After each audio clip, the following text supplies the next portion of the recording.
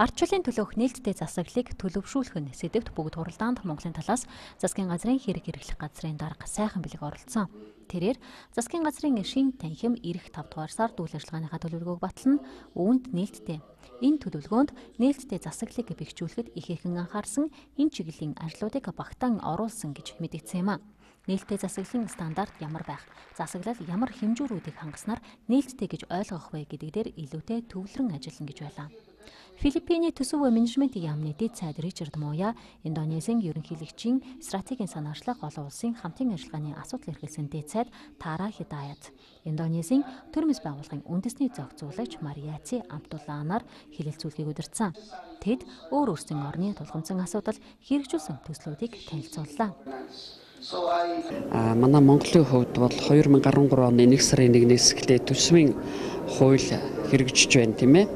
Түүнээс гадна өнгөрсөн жилүүдээс эхлээд ерөнхийлөгчийн санаачлагаар иргэдийн шууд ардчлалын оролцоо гэдэг ингээд энэ бүхтэй харьцуулахад яг өнөөдөр бид нарын өнгөрсөн жилүүдэд иргэний нийгмийн байгууллагуудын хувьд засаглалын үйл ажиллагаанд оролцох, засаглалын үйл ажиллагаа нээлттэй байх гэдэг яриад байсан зүйлүүд бол зарим гадаадын орнуудад бол хэрэгжиж байгаа зүйлүүдээс амар зүйлүүд бол нэлээд их байна л да.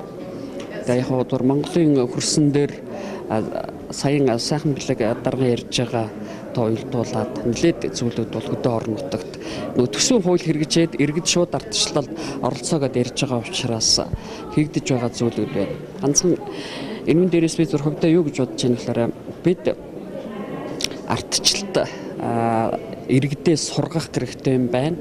Энийг төгс төгдөр болгохын тулд ер нь мэдээлэл, мэдлэгийг иргэдтэй нэлээд сайн өгөх юм бол иргэд аяндаа өөрсдөө нээлттэй засаглалын үйл ажиллагаанд оролцоод ирэхлээрээ шийдвэр гаргахад оролцох, мэдээлэл аваад авсан мэдээлэлээ мэдлэг болгоод шийдвэрийг гаргахад иргэдийн оролцоо бол нэлээд чухал юм байна да гэж би хөвдөө бодож байна.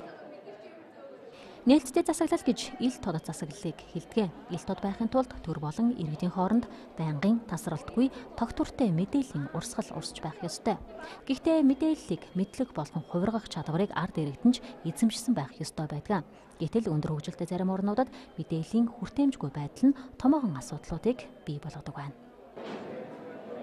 Америкчууд одоо өөрсдийнхөө ардчлалын тухай ярихдаа яг одоогийн Америкийн ардчлалын өмнө тулгарч байгаа асуудал юу байгаа вэ гэхээр бид нар техник технологиг хөгжүүлчлээ. Ингээ эргээ харсан чинь компьютер мэддэг хүмүүс нь илүү их, интернеттэй компьютертэй хүмүүс нь илүү их мэдээлэл авдаг.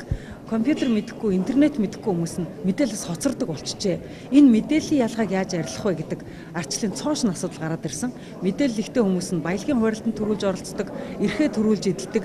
Одоо хамгийн түрүүнд боломжийг төрүүлж авдаг ийм улс болчихлоо. Тэгэхээр digital divide буюу техник технологийн хөгжлөөс үүссэн баг ангийн ялгаа шиг ийм ялгааг бид нар яаж арилгах вэ гэдэг нь ардчлалын дараагийн зорилт болоод эхэлчихсэн байх жишээтэй. Тэгэхээр зэрэг эдийн засаг хөгжихэд шинэ ардчлалын сорилт гарч ирдэг юм байна.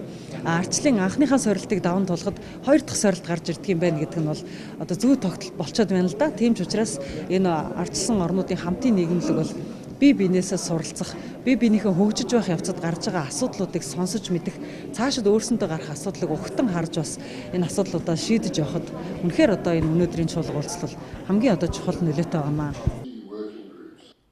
Монгол улсын хувьд иргэдийн олонх нь хэвлэл мэдээллийн хэрэгслүүдээр дамжин мэдээлэл авдаг. Америкийн нэгдсэн улсад гэртээ компьютергүй эсвэл интернетэд холбогдож чаддаггүй иргэд боломжоос хоцорч байгаа бол манай улсад хөдөө орон нутгийн иргэд ийм байдалд байгаа.